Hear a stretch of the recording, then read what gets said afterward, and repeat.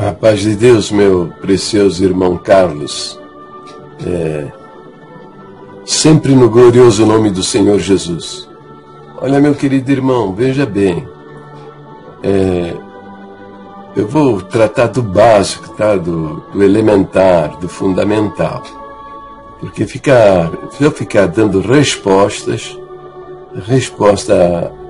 aos seus questionamentos específicos do seu último comentário, sem lhe passar essa informação, eu acho que vai demorar muito você compreender, né? Mas a palavra de Deus, ela não é um livro maluco, né? A Bíblia não é um livro maluco. E o Senhor Jesus, que é o Salvador da humanidade, ele não é um doidão, não. Ele tem coerência, harmonia, compreensão, entendimento nas coisas que ele afirma. Entendeu? Então não podemos misturar, precisa compreender o sentido, a harmonia que a Bíblia tem. Está entendendo? Então, se você pega os versos que falam sobre a nossa salvação, como você fez aí citando lá, Mateus capítulo 23 e 24, onde você citou, né, que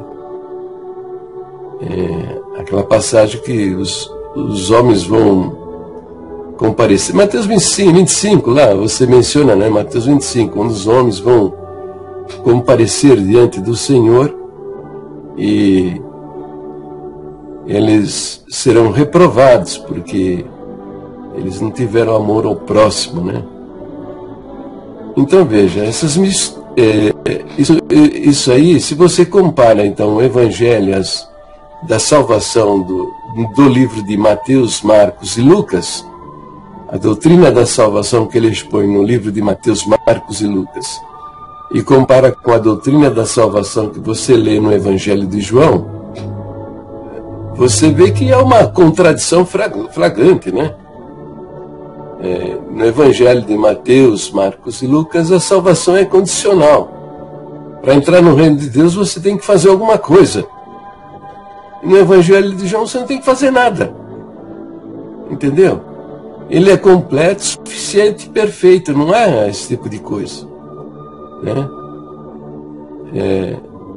Você lê lá no Evangelho lá nos Evangelhos são chamados sinóticos, né? Porque eles são parecidos, são semelhantes. Os fatos, os eventos narrados nos evangelhos sinóticos, eles são narrados apenas de uma visão diferente, porque o autor é uma pessoa diferente. Mas mais ou menos o que conta um, conta o outro também. Mas o Evangelho de João não é assim, né? É totalmente diferente.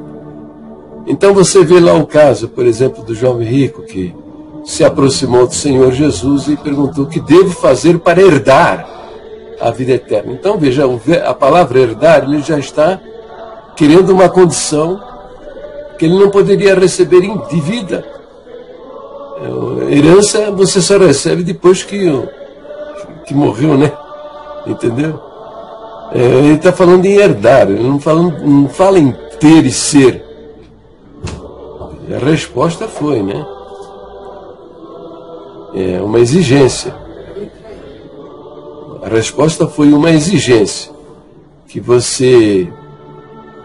ele vendesse tudo que possuía, desse aos pobres e seguisse o Senhor Jesus. Então isso é uma exigência muito grande. Está compreendendo? Então, ele não pode... E outras passagens mais, tá? Então, de princípio, você precisa entender o que é a dispensação de Deus. Vamos entender, então, o que é a dispensação de Deus. Chamamos de dispensação de Deus a maneira como Deus se relaciona com a humanidade na sua revelação. Que ele vai mudando. Não é que Deus mude na sua maneira de ser, no seu propósito, nos seus objetivos, nos seus princípios. De maneira nenhuma. Ele mesmo fala várias vezes que eu, o Senhor, não mudo. O que ele faz ao longo da revelação nas Escrituras é mudar o seu relacionamento com a humanidade. Seria uma coisa assim, como se ele propusesse uma escada, onde há vários degraus. Então ele propusesse um degrau para a humanidade alcançar, subir neste degrau, e depois disso ele propõe um novo degrau.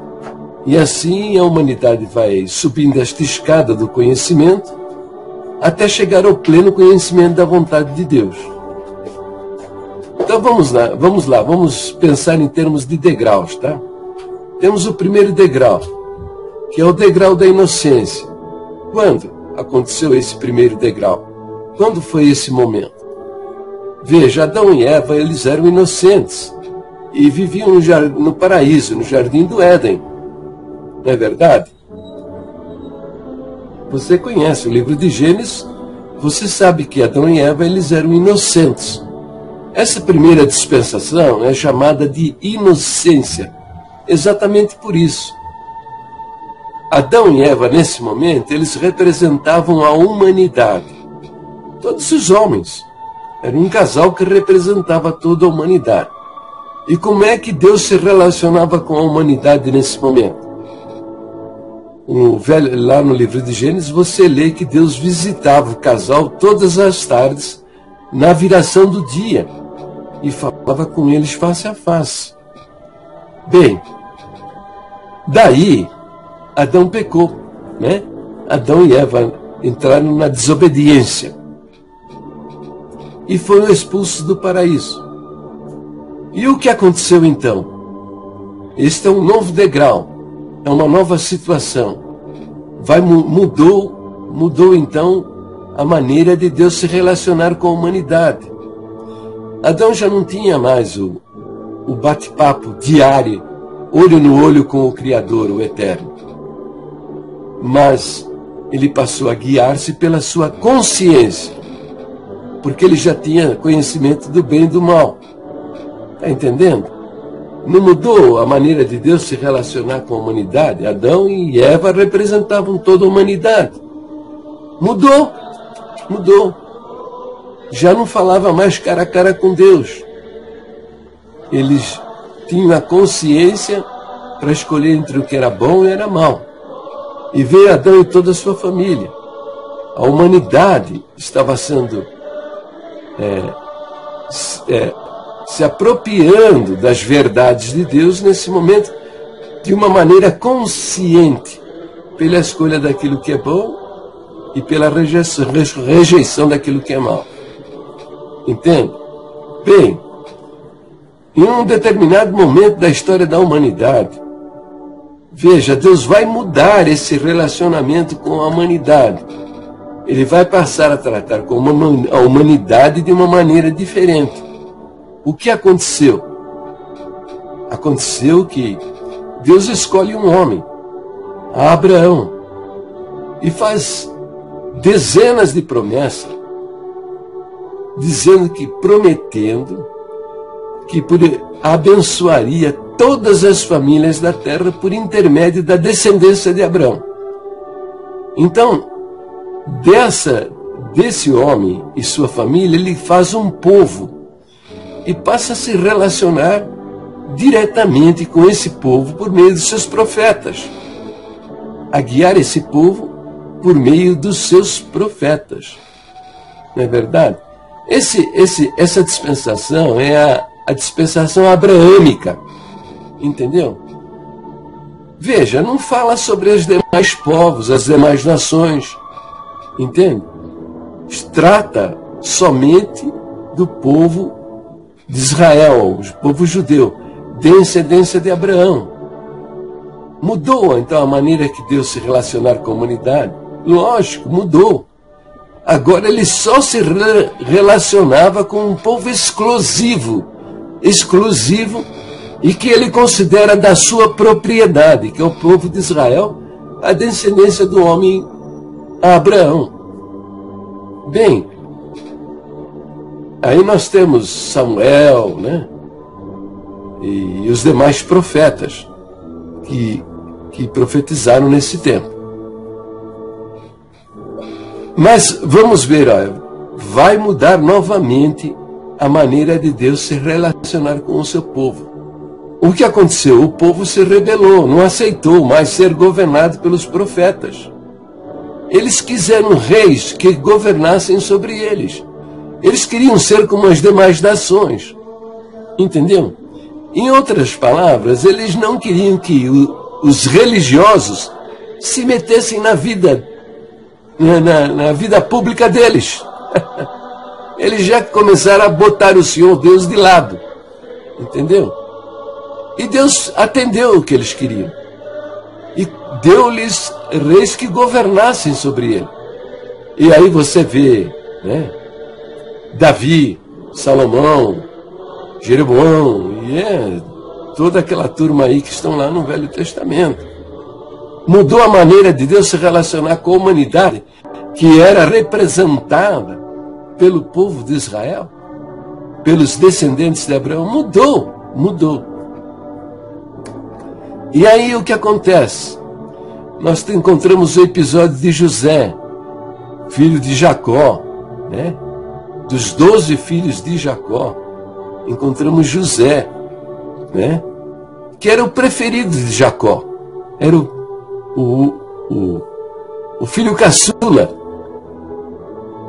E os seus irmãos ficaram com ódio dele. E o que fizeram? Venderam-no como escravo para uma caravana, e ele foi parar lá no Egito. E o que aconteceu no Egito? Aconteceu que a mulher do servente, do principal servente, né, do faraó, né, quis se deitar com José. José fugiu dela, não quis saber disso. Entende? E ela o acusou, né, de assédio sexual. E ele foi parar na prisão. Na prisão ele interpretou os sonhos de Faraó. As 7 vacas magras, as 7 vacas gordas. E o que aconteceu com José? Ele foi colocado como o segundo no império egípcio. Faraó dominava nesse tempo o mundo inteirinho. Compreende? E aí José traz seus pais e seu pai e seus irmãos para o Egito. E eles foram morar na melhor porção do Egito, uma terra boa e fértil. Passaram-se, parece que 400 anos, onde eles se multiplicaram muito. E aí veio um faraó que nem conhecia José nem nada, entende? E ficou preocupado que com esse crescimento populacional de judeus, eles viessem dominar aquela terra. Então o que aconteceu? Este faraó decidiu escravizar o povo de Israel. E temos a figura de Moisés. Moisés lá foi colocado num bercinho, no leito do rio Nilo, encontrado pela filha de Faraó, foi criado dentro do palácio de Faraó. E lá pelas tantas ele foi informado das suas origens, né? E viu lá um capataz, lá um gestor, maltratar um escravo judeu, e ele terminou matando esse egípcio. Teve que fugir e foi se tornar lá em Midian um pastor de ovelhas. E acontece dele, em busca de uma ovelha perdida, subir lá no Monte Horebe.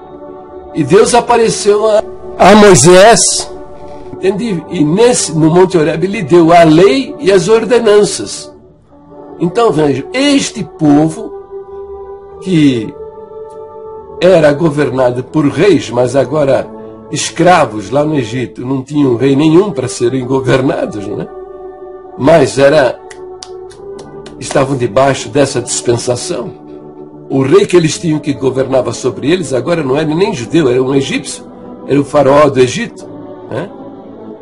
No episódio do Monte Horebe, quando Deus entregou a Moisés a lei e as ordenanças, mudou a dispensação. Não mudou? A maneira de Deus se relacionar com o seu povo? Mudou a dispensação. Agora eles tinham uma lei e e uma lista de coisas que eles deveriam fazer e que, se eles não fizessem, eles seriam condenados. Entendeu?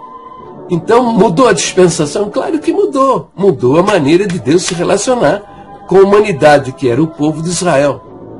Os demais povos e nações, como é que Deus se relacionava com eles? Não sabemos, porque não tem importância, não tem significado, não tem relevância no propósito de Deus para com a salvação da humanidade. Está entendendo? Então, debaixo dessa dispensação, que é a dispensação da lei, é que Jesus veio. Está entendendo? E ele não poderia ter uma pregação diferente daquela que você lê no Evangelho de Mateus, Marcos e Lucas, que é a doutrina de uma salvação condicional. Por quê? Porque o sacrifício não havia sido feito. A obra da redenção da humanidade não havia sido realizada. O que faziam os judeus para alcançarem o perdão dos seus pecados era sacrificar bodes e touros. Entende? Que era um simbolismo daquilo que deveria acontecer. Entendeu? Que é o sacrifício do Cordeiro Imaculado. Aquele que João, quando viu, disse: eis aí o Cordeiro de Deus que tira o pecado do mundo. Está entendendo? Então o Senhor Jesus veio debaixo da dispensação da lei para cumprir a lei. Compreende? Então, os judeus o rejeitaram. Isso não foi um acidente. Isso não aconteceu fora do propósito de Deus, da sua revelação. Não. Isto é profetizado desde o livro de Gênesis. Nos primeiros versos do livro de Gênesis. Ele fala com o diabo, a serpente, que simbolizava o diabo e o mal, falava: ele te pisará na cabeça e tu lhe ferirá o calcanhar. Desde os primeiros versos da Bíblia está falando disso. Presta atenção. Quando Adão e Eva eles desobedeceram, eles tomaram consciência do bem e do mal, e eles descobriram que eles estavam nus. E o que eles fizeram? Eles fizeram para si vestimentas com folhas de figueira para cobrir a sua nudez. E não serviu. E não serviu. E lá no Velho Testamento, no livro de Gênesis, você lê lá que Deus fez para eles roupas com peles de animal. Entendeu? Abateu um animal. Talvez seja um cordeiro, e cobriu a nudez de Adão e Eva com a pele do cordeiro. Percebe? Entendeu? Que é figura do sacrifício do Senhor na cruz do Calvário. O Cordeiro Imaculado, que com o seu sacrifício vai cobrir a nossa miséria, a nossa indignidade, a nossa insuficiência, a nossa incapacidade, pelos nossos próprios meios e esforços, entrar na glória de Deus. Então, quando os judeus o rejeitaram, crucificando, mudou a dispensação, mudou a maneira de Deus se relacionar com uma humanidade. Veio o Pentecoste, a vinda do Espírito Santo. No Velho Testamento, os profetas do Velho Testamento, Isaías, Jeremias, Ezequiel, Daniel e outros mais, o Espírito de Deus vinha sobre eles e eles falavam, debaixo da inspiração do Espírito Santo, eles falavam da parte de Deus com a humanidade. Mas, com o Pentecoste, o Espírito de Deus passou a habitar no corpo dos seus servos. Ele passou a habitar na vida do crente. Entendeu? Então já começa por aí. Mudou novamente a dispensação. Mudou completamente de dois grupos grandes, os judeus e os gentios. Deus forma então a igreja, que é o corpo espiritual de Cristo, que é formado por quem? Pelos crentes da Congregação Cristã do Brasil, em absoluto, que é um grupo religioso que surgiu em 1910. Esse corpo espiritual de Cristo é formado por todos os crentes, de todas as épocas, de todos os lugares e de todas as confissões religiosas. Por quê? Porque para fazer parte desse corpo espiritual de Cristo, do qual Jesus é o cabeça, é necessário nascer de novo. O que é o novo nascimento? É o batismo? Não, em absoluto. Você leu lá nos versos, 20 versos que eu lhe apresentei, que ele não fala em batismo. Ele diz: quem crê tem a vida eterna. Verbo crer no presente do indicativo. Salvação é aqui e agora. Ou você tem, ou você não tem. Se você tem, beleza, você está salvo por toda a eternidade. Se você não tem, você está danado. Então o que eu vou ter? Ah, eu estou com um boné aqui, eu estou com um aparelho de som aqui na minha cabeça, né? Eu vou ter. Não sei se eu tenho, quem sabe eu tenha. Está aqui, ó. E está comigo, fica comigo. Está entendendo? A salvação é desse jeito. Se você crê, você tem. Ué, não tem como me confessar diferente. Não tem como confessar diferente. Pois se o Deus que se fez homem, e isso é da nossa doutrina, o terceiro ponto da doutrina fala que ele é verdadeiro Deus, verdadeiro homem. Nele tem duas naturezas, a divina e a humana. Se Deus está falando de quem crê tem, acabou a conversa. O que há? Vai discutir com Deus agora? Então, se você crê mesmo no que Jesus falou, acabou a conversa. Entende? Então você, nessa dispensação, você não pode pegar versos lá do Evangelho de Mateus, Marcos e Lucas, bater no liquidificador, misturar tudo e fazer um suquinho. Porque esse suquinho aí mata sua alma, manda você para o inferno, porque gera em você uma incredulidade.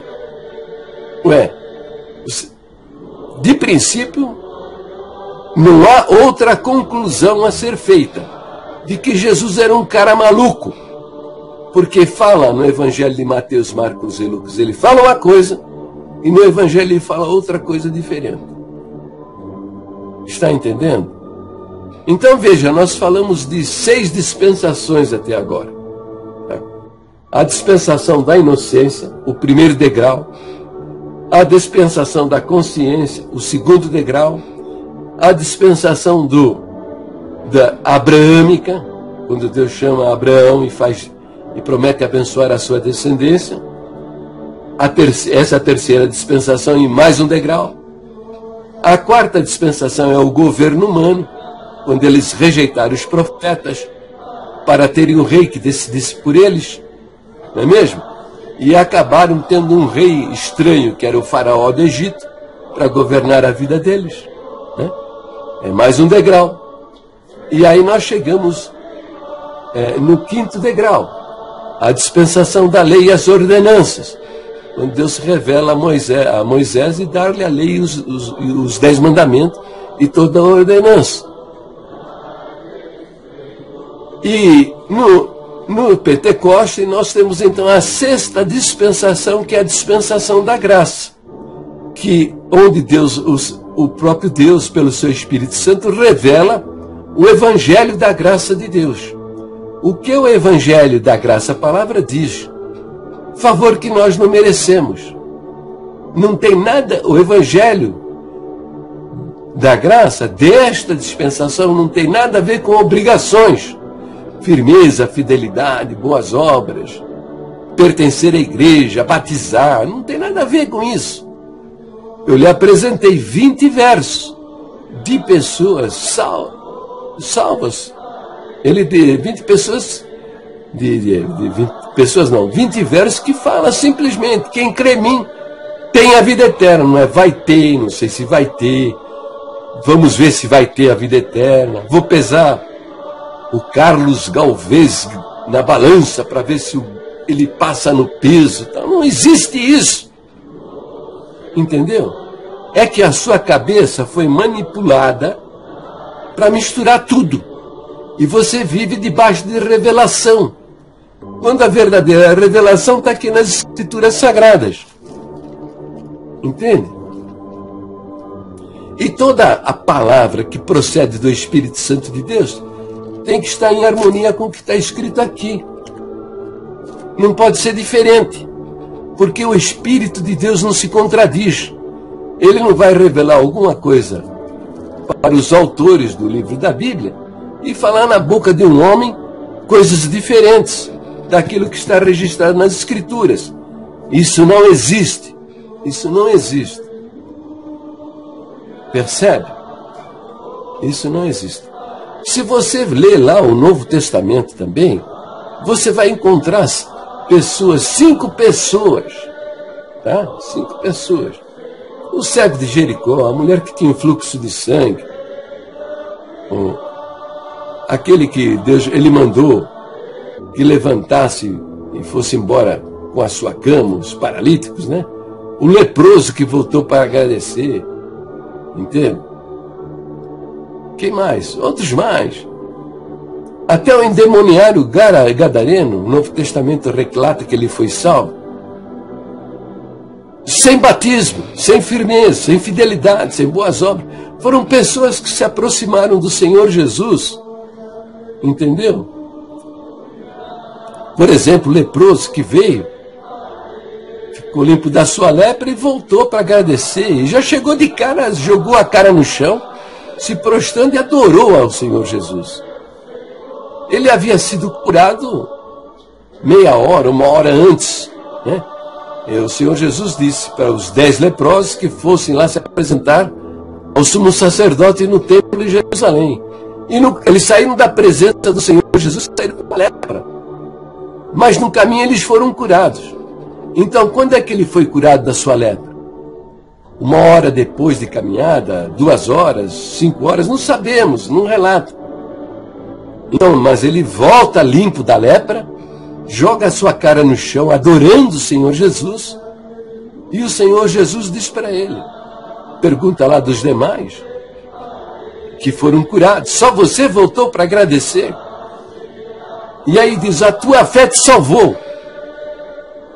Salvou quando? Em que momento? Foi no momento que ele foi curado? Não, não tem nada a ver com cura, com a cura.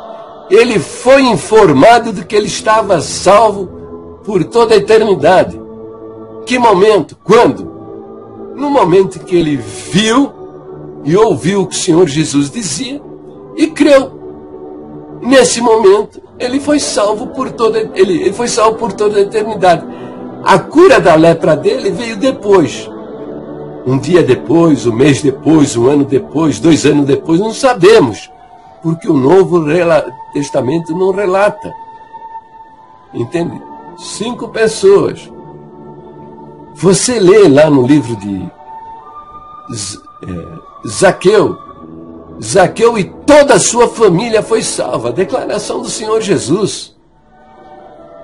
Ele entrou na casa de Zaqueu e falou que todos eles estavam salvos. Eram pessoas salvas. Porque ali, reunido com Zaqueu, estavam quem? Pessoas que criam nele.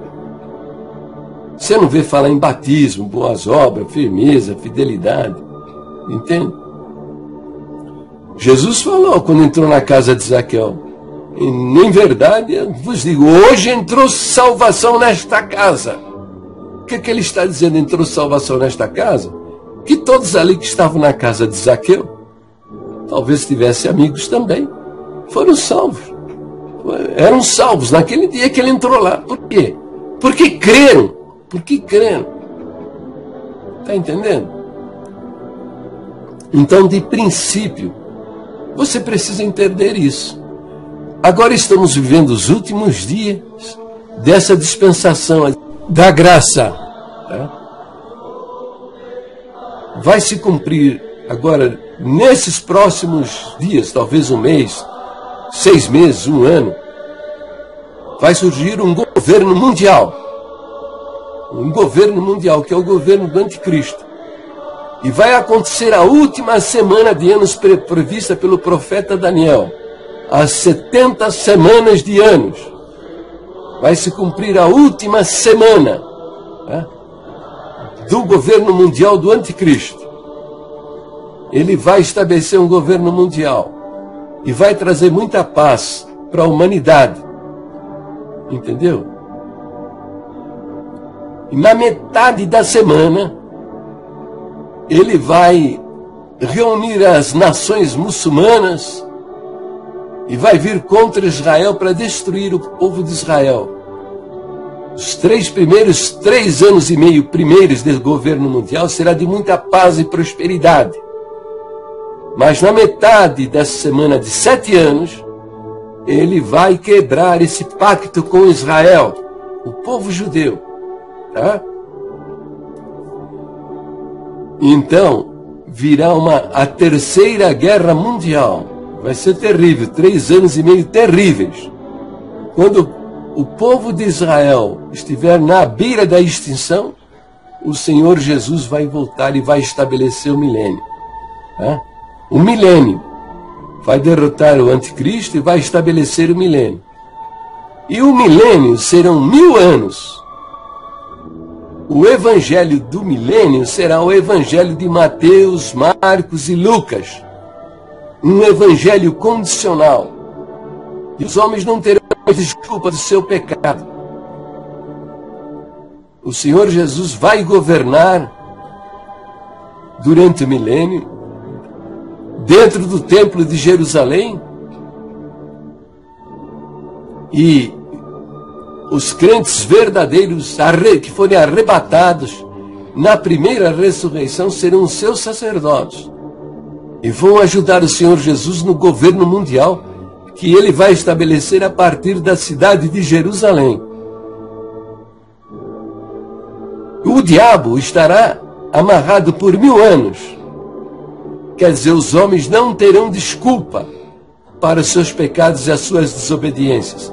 E eles serão repreendidos de imediato. Diferente da dispensação da graça, o momento que nós vivemos, que você vê os homens pecando na desobediência, roubando, matando, e parece que o Senhor, o Eterno, está dormindo, que não acontece nada com eles. Entendeu? Durante o milênio será diferente. O Senhor Jesus vai governar com dureza. O homem desobedece, ele vai ser repreendido de imediato. No final desses 1000 anos, Satanás vai ser solto novamente para tentar os homens. E depois desse período terrível, onde se manifestarão os maus e os bons, haverá o julgamento final, que é onde está a sua citação de Mateus capítulo 25, onde ele condena sumariamente nas suas palavras. Você diz, né? Nas minhas postagens anteriores, eu mencionei 25 de Mateus, onde Cristo, não Tiago, Paulo, João, mas o próprio que Cristo condena sumariamente, isto é, sem o benefício dos trâmites legais de um julgamento, onde há o direito de defesa. Foram estas suas palavras no seu último comentário. Está entendendo? Esse julgamento sumário, final, é lá no final da dispensação do milênio. Compreendeu? Então veja, o importante, o capítulo, não é difícil entender isso, capítulo 23, 24, 25, é conhecido como o sermão das últimas coisas. O Senhor Jesus, no capítulo 23, 24 e 25 de São Mateus, está falando sobre os acontecimentos futuros. Está entendendo? E você vê isso, por quê? Porque começa assim, os apóstolos olhando admirados do templo, que foi uma das 7 maravilhas do mundo, o templo lá em Jerusalém, construído por Herodes. Eles chamaram o Senhor e falaram, olha que beleza, o templo maravilhoso. E fazem a pergunta, o que vai acontecer com o templo e com o nosso povo? E o Senhor Jesus começa a dizer para eles. Então, o Senhor Jesus está falando ali exclusivamente do futuro da nação de Israel. É o povo de Israel como nação. Entende? E ele começa dizendo que não vai ser destruído o templo, que não haveria pedra sob pedra que não fosse revirada, que foi o que aconteceu. As paredes do templo eram revestidas de ouro, e esse ouro derreteu e entrou no meio das pedras, e depois o pessoal revirava as pedras para pegar esse ouro. Percebe? E falou que eles seriam expulsos de sua própria terra, e foi o que aconteceu. E lá ele fala também, ai da grávida, das que amamentarem nestes dias, e manda que eles saiam da cidade, se escondam, porque serão dias terríveis. Está falando sobre o milênio, o fim do milênio. Está falando sobre a nação de Israel, desde a expulsão do povo de Israel da sua própria terra no ano 70, até o juízo final. É na dispensação, e esse relato aí abrange o milênio, onde o evangelho ser pregado não é o evangelho completo, perfeito, do evangelho de João, é um evangelho condicional. A sua dificuldade de entender estas coisas é que você teve a sua mente manipulada por homens que desprezam o ensino das Escrituras Sagradas. Entende? Não procuram compreender o que a Bíblia diz. Pelo contrário, se ensoberbeceram, retiraram o ensino das Escrituras do centro da atenção da igreja. Eles não acreditam no que a Bíblia diz, não respeitam o que a Bíblia diz, perverteram muitas partes e porções da Bíblia, e estamos aí numa apostasia desgraçada, apostasia das nossas doutrinas originais. Então depois eu vou respondendo aí estas coisas todas, mas você basicamente tem que entender que o que é dispensação, que é a maneira como Deus se relaciona com a humanidade ao longo da história, que é como se fosse uma escada com vários degraus. Degraus estes que os homens, alcançado determinado, conseguindo subir esse degrau, então, tendo alcançado determinado conhecimento, determinada informação, o Senhor propõe um novo degrau a ser conquistado, a ser novos conhecimentos para a humanidade se apropriar. Tá bom? Fica na paz de Deus e Deus te abençoe grandemente. E tudo isso no nome precioso do Senhor Jesus, né? Autor e consumador da nossa fé. Deus abençoe. Então, meu querido irmão, minha querida irmã, você está vendo que eu estou falando a verdade, mostrando na Bíblia quais são as nossas verdadeiras doutrinas e o que a Bíblia diz a respeito delas. Se inscrevam no meu canal do YouTube e divulguem os meus vídeos nas redes sociais. Deus abençoe a todos no nome precioso do Senhor Jesus.